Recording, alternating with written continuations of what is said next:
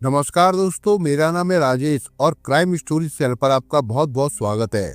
दोस्तों, आज की जो क्राइम की वारदात है वो है कलकत्ता, वेस्ट बंगाल से। तो चलिए दोस्तों, जानते हैं इस वारदात के बारे में। पुलिस की शुरुआती जांच में हैवानियत का पता चला। 10 साल के श्रेयांशु के सिर को भारी चीज से कुचला गया था।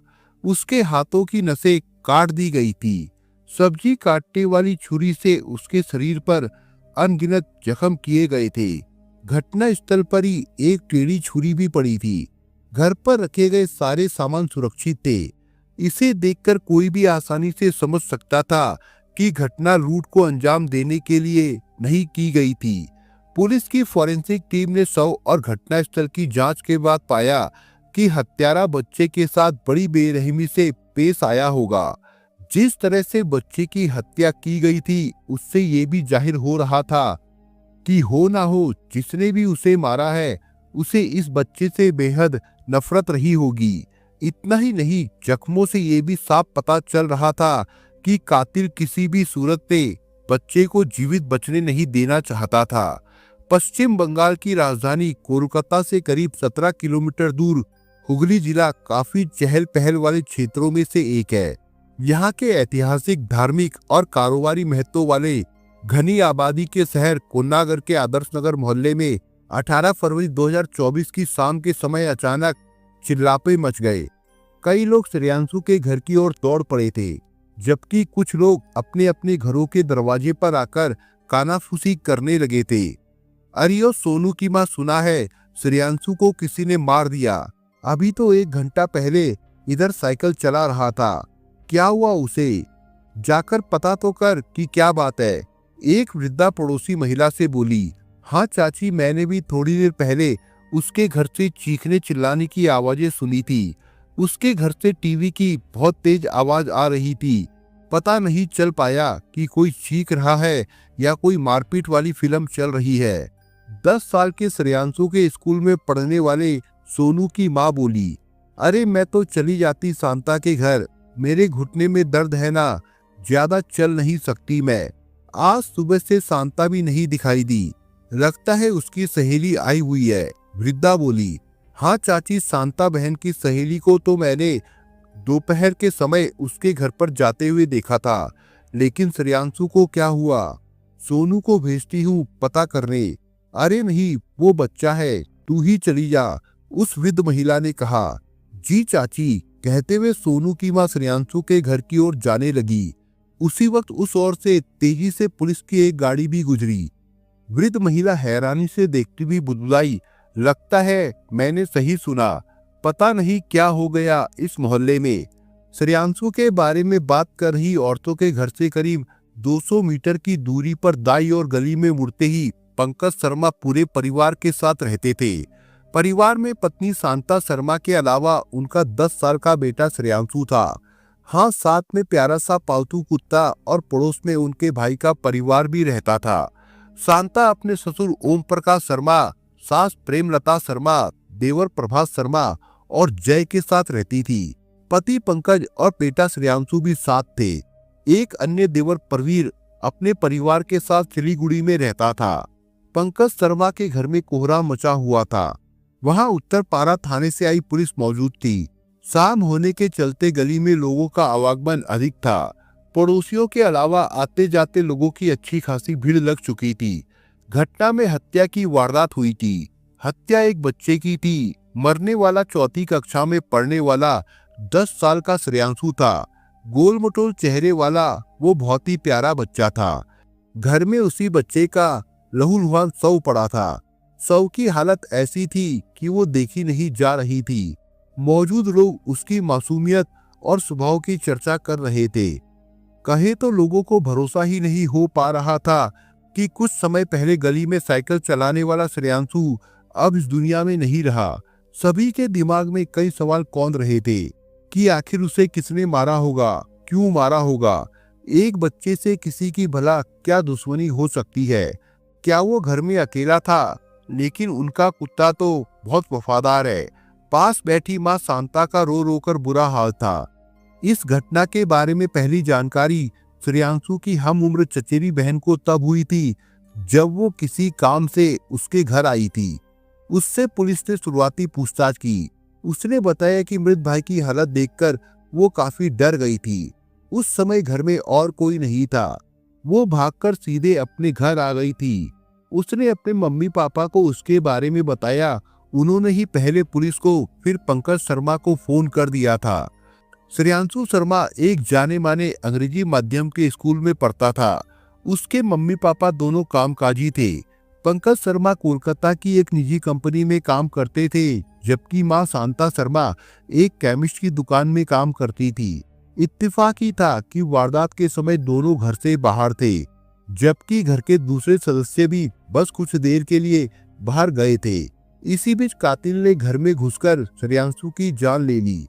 साथ ही पुलिस ने कुछ ऐसी बातों पर भी गौर किया जिनसे बच्चे की हत्या का सुराग मिल सकता था।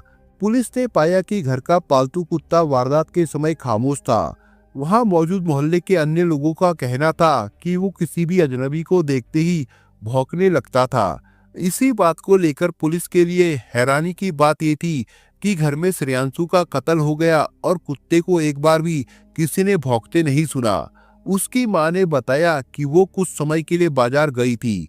पुलिस के गले से ये बात नहीं उतरी थी कि बच्चे को घर पर छोड़कर वो अकेली बाजार गई थी, जबकि सामान्य तौर पर ऐसा नहीं होता है।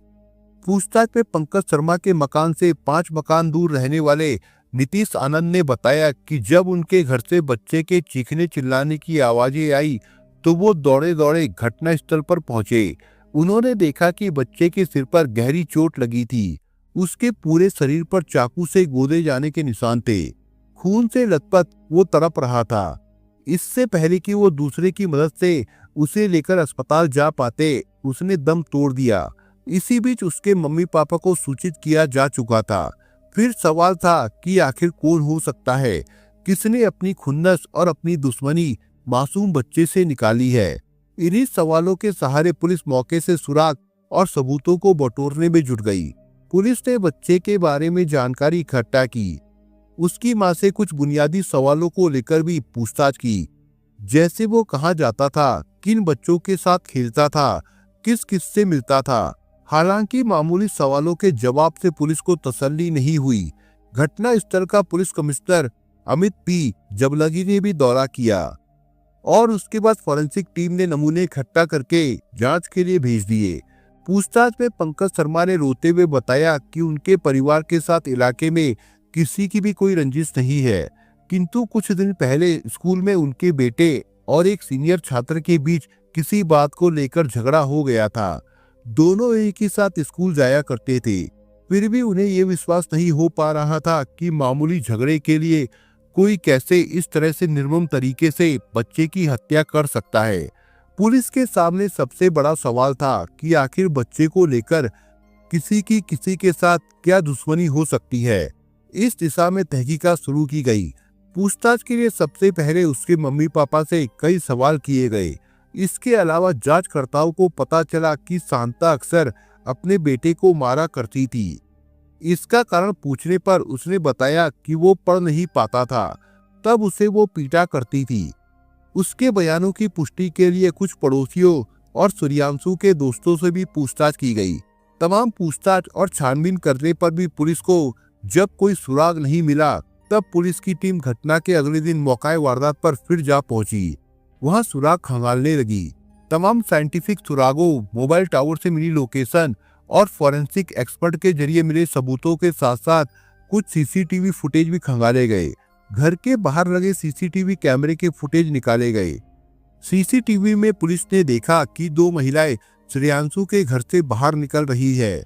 इनमें से एक श्रेयांशु की मम्मी थी, तो दूसरी की पहचान उसकी सहेली इशरत परवीन के रूप में हुई। पुलिस ने मृतक के घर वालों के मोबाइल फोन नंबरों की कॉल डिटेल करवाई। पुलिस ने इशरत के बारे में जल्द ही कई जानकारियां जुटा ली थी। शांता शर्मा से उसका फोन नंबर ले लिया गया था और उसके फोन के भी कॉल रिकॉर्ड्स करवा लिए गए। कॉल डिटेल के अनुसार शांता के नंबर से उसकी हर रोज काफी समय तक बात होती रहती थी, किंतु घटना के दिन उसकी शांता से काफी कम समय के लिए ही बात हुई थी। एक और चौंकाने वाली बात थी कि इस रोज उसका मोबाइल करीब 6 घंटे तक बंद रहा। इशरत परवीन के मोबाइल की लोकेशन दोपहर 2 बजे कोलकाता के वाटगंज में दिखी थी। फिर उसका मोबाइल स्विच ऑफ हो गया था। दोपहर तकरीबन 5-6 घंटे बाद शाम को 8 बजे उसके मोबाइल की टावर लोकेशन कोलकाता के वाटगंज की थी। असल में चंद मिनट के लिए ही उसका मोबाइल फोन चालू हुआ था। फिर उसी के नंबर से शांता के मोबाइल नंबर पर बात हुई थी। पुलिस के लिए ये बात चौंकाने वाली थी। यहीं से पुलिस को शक हुआ और दोनों ही उस बच्चे की हत्या के संदेह के दायरे में आ गई। देर किए बगैर पुलिस हत्या के आरोप में बच्चे की मां शांता शर्मा को पूछताछ के लिए थाने ले आई। पुलिस ने बच्चे की हत्या और घटना के समय उसके वहां नहीं होने के बारे में कई सवाल किए। इस क्रम में ये भी पूछा गया कि उसने अपने बच्चे को क्यों मारा। कई बार वो अपने ही जवाब में उलझी हुई तो भयभीत सी नजर आई। उसके मनोभाव और जवाब बदलते देखकर पुलिस ने उसे हिरासत में ले लिया और सीधे लॉकअप में डाल दिया। उसके गिरफ्त में आने के बाद सनसनी फैल गई। इसकी खबरें लोकल चैनल और सोशल मीडिया पर तेजी से चलाई जाने लगी। पूछताछ के दरमियान उसके विचलित होने की हरकतों से पुलिस का शक और गहरा हो गया था। दूसरी तरफ शांता गिरफ्त में आते ही तब कमजोर पड़ गई थी जब उसके पति के साथ कुछ बातचीत हुई। पति ने उसके कान में क्या कुछ कहा जो वो एकदम से ढीली पड़ गई। उसने वो बात पुलिस से भी कही। दरअसल पंकज शर्मा ने अपनी पत्नी के गलत आचरण के बारे में बताते हुए कहा था, जैसी करनी वैसी भरनी है साहब जी। आदत से लाचार थी, मेरे मना करने पर भी नहीं मानती थी। क्या उसका किसी के साथ कोई चक्कर था, कोई बॉयफ्रेंड था? पुलिस ने पूछा तो इस पर पंकज शर्मा छूटते ही तीखे लहजे में बोले, बॉयफ्रेंड नहीं सर, उसकी गर्लफ्रेंड थी। तुम्हारा कहना है कि उसका किसी लड़की के साथ ही चक्कर था, मतलब कि वो लेस्बियन है? जांच अधिकारी चौंकते हुए बोले। फिर थोड़ा ठहर कर पूछा, लेकिन इसका बच्चे की हत्या से क्या संबंध हो सकता है? वो मैं नहीं जानता, लेकिन इतना पता है कि वो अपनी सहेली इशरत के साथ घंटों कमरे के अंदर अकेले समय गुजारती थी। पंकज बोला, ये तुम क्या कह रहे हो अपनी पत्नी के बारे में? मैं बिल्कुल सही कह रहा हूँ सर। मैंने अपनी पत्नी शांता को उसकी सहेली इशरत को कई बार समलैंगिक संबंध बनाते हुए पकड़ा है। इस पर उन्हें डांटा भी था। शांता को समझाया भी था कि शादी से पहले तक जो था सो था, अब बच्चा बड़ा हो रहा है, उसे मालूम होगा तब उस पर बुरा असर पड़ेगा, लेकिन वो नहीं मानती थी। पंकज शर्मा बोले, तुमने उसकी सहेली से भी इस संबंध को खत्म करने के बारे में कुछ नहीं कहा? जांच अधिकारी ने सवाल किया। मैंने उसे भी समझाने की कोशिश की थी, लेकिन बाद में बीवी ने चुप रहने को कहा था और हिदायत देती हुई मुझे इशरत की तरफ से धमकी दी कि अगर मैंने इस बारे में उससे दोबारा बात की तो वो मुझे दुष्कर्म के मामले में फंसा देगी।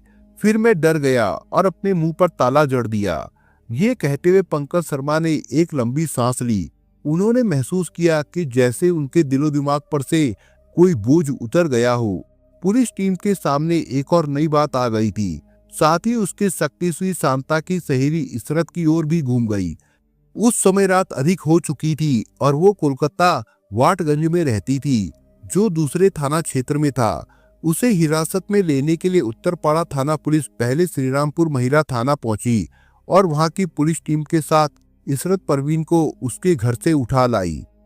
इशरत परवीन शांता की हम उम्र थी और उनकी दोस्ती शादी से पहले की थी, जो शांता की शादी के बाद भी बनी रही। वो शांता को घरेलू नाम गुड्डी कहकर बुलाती थी। दोनों सहेलियों में जबरदस्त प्रेम था। दोनों हर रोज एक दूसरे से मिले या बात किए बगैर नहीं रह पाती थी। शांता की शादी पंकज शर्मा के साथ 2012 में हुई थी। वहीं इशरत परवीन का निकाह 2018 में हुआ था। शादी के कुछ समय बाद ही इशरत परवीन ने अपने पति का घर छोड़ दिया था और अपने मायके में रह रही थी। इधर शांता की भी अपने पति के साथ हमेशा अनबन होती रहती थी। दोनों जब भी साथ होती तब अपने अपने पति की शिकायतों का पुलिंदा खोल देती थी। उसके बाद अपने मन की भड़ास निकालते हुए हम बिस्तर हो जाती थी। उनके बीच समलैंगिक संबंध बेहद गहरे बन चुके थे। उनके बीच अप्राकृतिक सेक्स संबंधों की भूख इस कदर थी कि वो इसकी तलब पूरी करने के लिए किसी भी हद तक जाने के लिए तैयार रहती थी। पंकज शर्मा द्वारा शांता और इशरत के बीच समलैंगिकता का खुलासा होते ही पुलिस द्वारा दोनों से अलग अलग श्रेयांशु की हत्या के बारे में सख्ती के साथ पूछताछ की गई। पहले तो वो मुस्कुराती रही, लेकिन बाद में शांता ने स्वीकार कर लिया कि उसने ही अपने बेटे की हत्या की है। इसी तरह से अलग से हुई इशरत से पूछताछ में उसने भी हत्या में सीधे तौर पर शामिल होने की बात स्वीकार कर ली। शांता ने बताया कि वो अपनी गर्लफ्रेंड से मिले बगैर नहीं रह सकती थी, जिसमें उसका बेटा ही बाधक बन चुका था। यानी कि अपने लेस्बियन प्रेमी से मिलने की तीव्र इच्छा में एक मां ने ही बेटे को मौत की नींद सुला दिया था। उन्होंने घटना को किस तरह से अंजाम दिया, इस बारे में विस्तार से जो कुछ बताया था वो कुछ इस प्रकार से है। शांता ने पुलिस को बताया कि शादी से पहले ही उसके इशरत के साथ लेस्बियन रिश्ते थे। दोनों एक दूसरे के साथ संबंध बनाती थी। दोनों की शादी हो जाने के बाद भी उनके बीच ये रिश्ता बना रहा। इशरत ने तो इस संबंध के लिए अपने पति और ससुराल तक को त्याग दिया था, जबकि शांता किसी तरह पति के साथ मतभेद के बावजूद ससुराल में टिकी हुई थी। इसी बीच वो एक बेटे की मां भी बन गई थी, जो 10 साल का हो चुका था। दोनों पति पत्नी काम करते थे, इस वजह से उनके पास आर्थिक तंगी नहीं थी। बच्चा भी प्राइवेट स्कूल में पढ़ाई कर रहा था। एक रोज श्रेयांशु ने दोनों को आपत्तिजनक हालत में तब देख लिया था जब वो स्कूल से घर आया था। उस समय तो उसने कुछ नहीं बोला, लेकिन जब इशरत ने वहां से जाते समय अपने बैग से चॉकलेट निकालकर उसे दी, तब उसे फेंकते हुए श्रेयांशु बोला, मौसी तुम गंदी हो, मुझे तुमसे बात नहीं करनी, जाओ यहाँ से। ये सुनकर माँ बोली, नहीं बेटा, मौसी को ऐसा नहीं बोलते हैं। बोलूंगा, मौसी गंदी है, तुम भी गंदी हो, सबको बोलूंगा, पापा को भी बोलूंगा। श्रेयांशु चीखता हुआ बोला और घर से बाहर जाने लगा। शांता ने उसे खींचकर अपनी गोद में बिठा लिया। प्यारा बेटा, दुलारा बेटा कहते हुए फुचकारने लगी। उस रोज किसी तरह शांता और इशरत ने उसकी पसंद के मिठाई, खिलौने, चॉकलेट देने और साइकिल दिलवाने के आश्वासन पर वो थोड़ी देर में नरम पड़ गया, किंतु उसके चेहरे से साफ पता चल रहा था कि उसे अपनी माँ और मौसी से नफरत हो चुकी है। उसी दिन से शांता और इशरत की रातों की नींद उड़ गई थी। दोनों को डर सता रहा था कि उनके बेडरूम की बात कहीं इस बच्चे के द्वारा सभी को मालूम ना हो जाए। श्रेयांशु उसकी सच्चाई को लोगों को ना बता दे, जिससे उनकी समाज में बनी बनाई छवि खराब हो जाएगी। उन्हें इससे अधिक चिंता ये सताने लगी थी कि वे अपने सेक्स की भूख कैसे मिटा पाएंगी। करीब हफ्ते भर से उन्हें संबंध बनाने का मौका नहीं मिला था।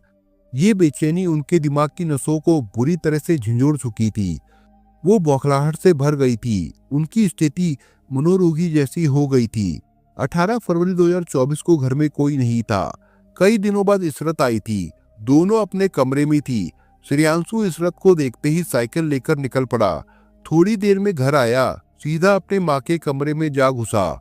वहां दोनों को उसने नग्न हालत में देखा तो वो चीख पड़ा, तुम लोग गंदे हो। उन्होंने तुरंत अपने अपने कपड़े पहने। तब तक श्रेयांशु कमरे से निकल चुका था। कुछ मिनट में ही दोनों कमरे से बाहर निकली। प्लान के मुताबिक उन्होंने मिलकर सबसे पहले एक मूर्ति से उदास बैठे श्रेयांशु के सिर पर कई वार कर दिए। जब बुरी तरह से चोट खाकर वो बेहोश हो गया और जमीन पर गिर पड़ा तो उन्होंने उसके हाथों की नसें काट दी। इस पर भी उन्हें जीवित बचने का अंदेशा हुआ, तब उसके शरीर पर रसोई के चाकू से अनगिनत प्रहार कर दिए। इस हत्या से पहले दोनों ने घर के टीवी की आवाज तेज कर दी थी ताकि बच्चे की चीख बाहर ना पहुंचे। श्रेयांशु फर्श पर बेसुध पड़ा था। उसके बाद दोनों वहां से फरार हो गई। इशरत ने अपना मोबाइल फोन ऑफ कर लिया था।